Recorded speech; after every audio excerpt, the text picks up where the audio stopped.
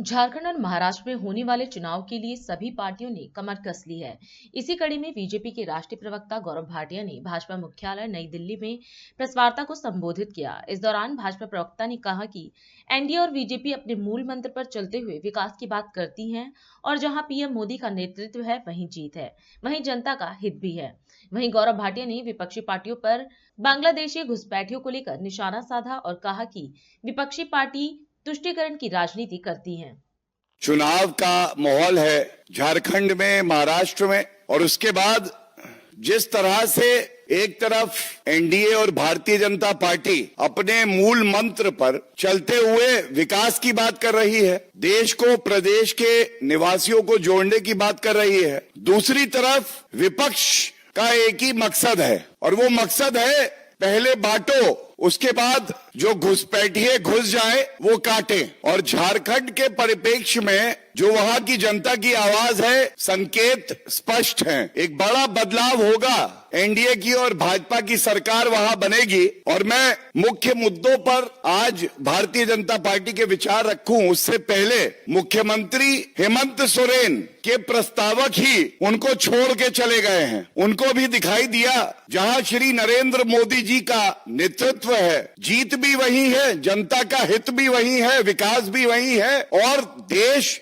और प्रदेश एकजुट भी वही है। और जैसा गृह मंत्री श्री अमित शाह जी ने अभी एक चुनावी सभा में इस मुद्दे को पुरजोर तरीके से उठाया, उन्होंने कहा घुसपैठियों को चुन चुन कर बाहर करेंगे। मैं दोहरा देता हूं क्योंकि ये मूल मंत्र है, यही भाव है आज की प्रेस वार्ता का। गृह मंत्री श्री अमित शाह जी ने कहा घुसपैठियों को चुन चुन कर बाहर करेंगे और जेएमएम और कांग्रेस का मूल मंत्र है घुसपैठियों का चुन चुन कर ब्याह करेंगे, घुसपैठियों का चुन चुन कर ब्याह करेंगे। अनुसूचित जनजाति जो कि अपनी संस्कृति, अपनी मान्यताओं से, झारखंड की पावन भूमि से प्यार करने के लिए, उनके प्रति बलिदान के लिए और समर्पित है, पूरी तरह से जानी जाती है। ये किस तरह का षड्यंत्र है जेएमएम का, कांग्रेस पार्टी का, कि वहां जो हमारी बहन बेटियां हैं घुसपैठियों को पहले आने देते हैं और एक सिलसिलेवार तरीके से एक डेमोग्राफिक चेंज ये लाया जा रहा है। और ये बात मैं नहीं कहता हूं, मेरे हाथ में मीडिया रिपोर्ट्स हैं। और जब बहुत मजबूती से भारतीय जनता पार्टी ने इस मुद्दे को उठाया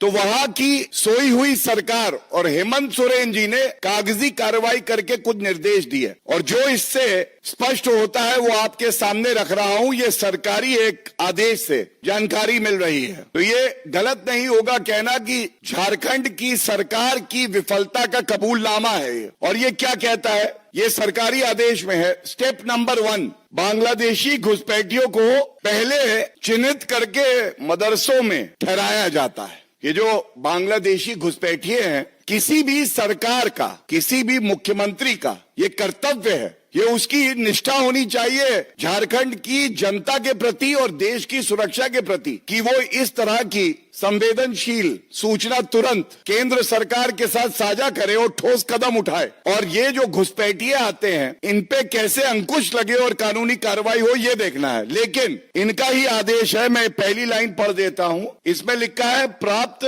सूचना अनुसार इन बांग्लादेशी घुसपैठियों को पहले संथाल परगना क्षेत्र के विभिन्न मदरसों में ठहराया जाता है। That is step number 1। Step number 2, इसके पश्चात सरकारी दस्तावेज तैयार किए जाते हैं। ये सरकारी दस्तावेज इसलिए तैयार किए जाते हैं और कार्रवाई इसलिए नहीं की जाती है क्योंकि ये चाहे कांग्रेस पार्टी हो, चाहे जेएमएम हो, आरजेडी हो, ये सब तुष्टीकरण की राजनीति करते हैं और इनको घुसपैठियों से कोई परहेज नहीं है, बल्कि गले लगाएंगे क्योंकि इनको पता है ये इनका वोट बैंक है। सरकारी दस्तावेज बनवाओ, जो हमारे भारतीय हैं, झारखंड के निवासी हैं, विभिन्न और प्रदेशों में हमारे भारतीय भाई बहन हैं, उनके साथ इनको जोड़ दो और अपना वोट बैंक साध दो। तीसरा काम फिर वही करते हैं जो मैंने अभी आपको बताया कि मतदाता सूची में इनका नाम डलवाया जाता है और ये इनका दस्तावेज कहता है। और फिर सबसे गंभीर बात सामने आती है, वहां पे साजिश के तहत वहां पे बसा दिया जाता है और जो हमारी बहनें हैं, जो